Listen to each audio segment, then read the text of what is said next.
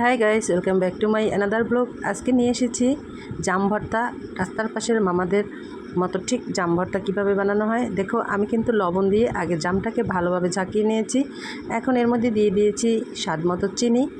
আর এখন আমি এর মধ্যে এই চিনি দিয়ে একটু হাত দিয়ে মেখে নিচ্ছি। মাখো মাখো হাতে মাখা এই জামটা কিন্তু খেতে ভীষণ ভালো লাগে। আর এদিকে আমি শুকনো মরিচ সেটাকে হাত দিয়ে ভেঙে গুঁড়ো করে নিয়েছি।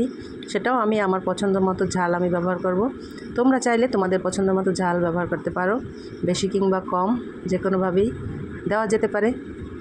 তো এগুলো দিয়ে আমি ভালোভাবে কিন্তু জামের সাথে মেখে নিচ্ছি। এখন দিয়ে দেবো সরিষার তেল। তো দিয়ে দিচ্ছি পরিমাণ মতো সরিষার তেল।